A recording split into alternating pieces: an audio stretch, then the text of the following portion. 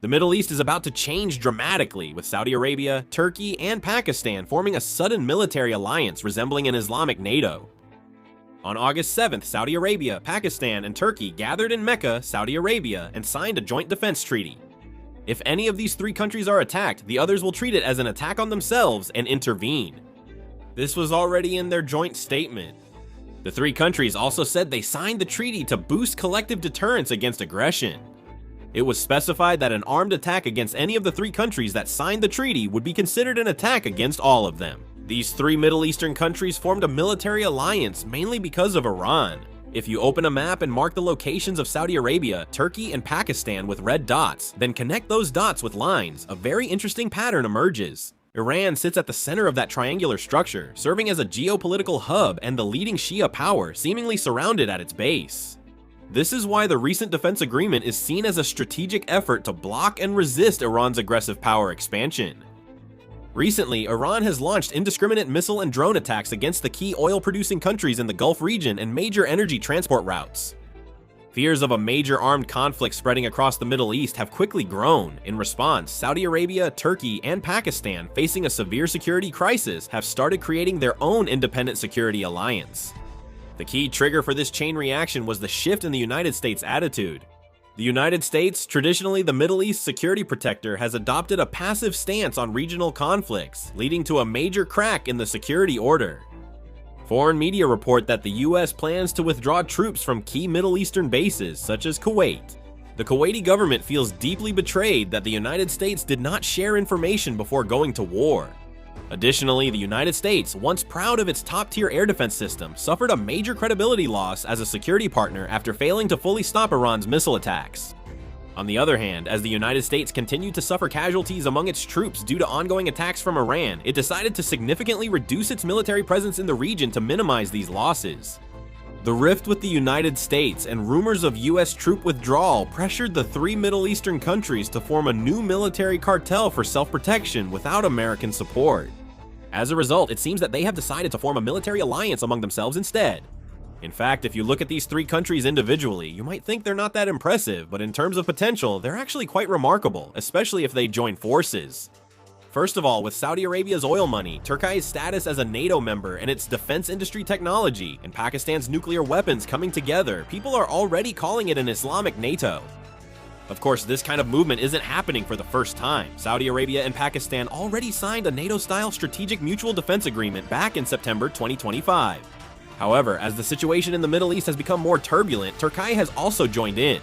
As Saudi Arabia, Turkey, and Pakistan strengthen their military alliance like this, Iran is expressing a very sensitive and negative reaction. Iran's Foreign Minister Abbas Araghchi made a public statement through social media platform X. The message was that Muslims around the world should unite as one against external forces. Minister Araghchi said Islamic countries should rely on their own abilities, and that unity through genuine religious brotherhood allows them to counter hostile foreign powers.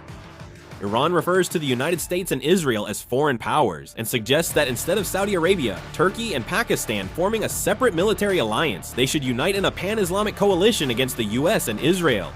However, Iran's official stance is highly contradictory. Iran has long used military and proxy tactics to threaten Gulf oil infrastructure and key maritime routes for its strategic aims. It was Iran that destabilized the region by launching missile and drone attacks on key facilities in neighboring countries, including Saudi Arabia. Iran has directly posed military threats to its rivals, yet when the affected countries seek security by forming defense agreements, Iran belatedly calls for Islamic brotherhood and unity. This behavior fails to gain understanding from neighboring countries. Iran is worried this trilateral defense deal will be used to geopolitically contain it. Iran seeks to undermine the alliance's justification by promoting Islamic unity and is showing caution and resistance toward the Mecca Joint Defense Agreement. However, this is unlikely to work. While Saudi Arabia, Pakistan, and Turkey seek a single agreement, each pursues its own national interests and strategic goals. First, Saudi Arabia considers the safety of maritime transport routes, which are a key element of its national security, as its top priority. The Hormuz Strait, which plays an absolutely vital role in crude oil exports, as well as the Red Sea and the Bab el-Mandeb Strait, are areas that have a decisive impact on the country's economy and security. Recently, ongoing security threats to maritime routes have raised serious concerns. Also, the limits of US defensive capabilities supporting Middle East security are starting to show. as the stockpiles of interceptor missiles like THAAD and Patriot have been depleted, making it difficult for the United States to provide a defense network. Saudi Arabia has found itself in a situation where it must secure its own independent military deterrence without relying on other countries. Pakistan's goal in this cooperation is to receive stable economic support and oil funds from Saudi Arabia. Based on this, Pakistan aims to gain an advantage in the struggle for dominance against its longtime rival India in the South Asian region.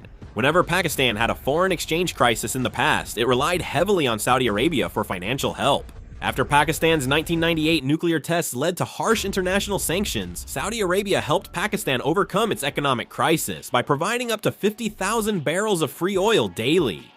Turkey aims to establish itself as a global military power by leveraging its geopolitical position connecting Europe and the Middle East.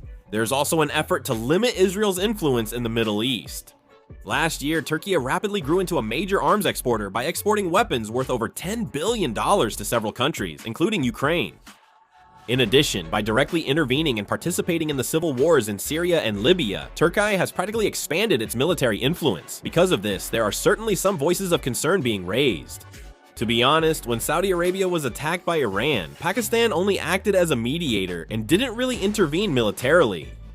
So, there are still questions about whether this military alliance is actually effective. Separately, there is also talk that Egypt might join this Mecca Joint Defense Agreement.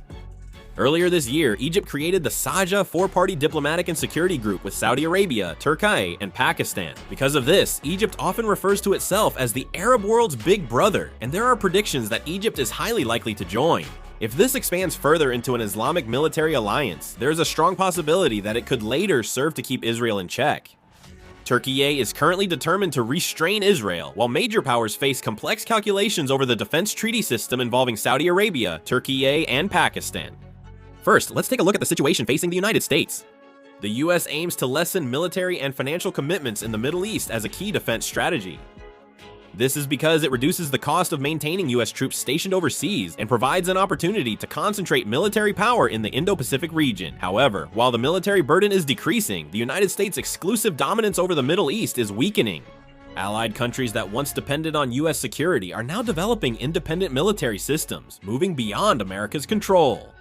In particular, Turkey, a NATO member, forming and leading an independent military alliance without US approval presents a major dilemma for America's security policy.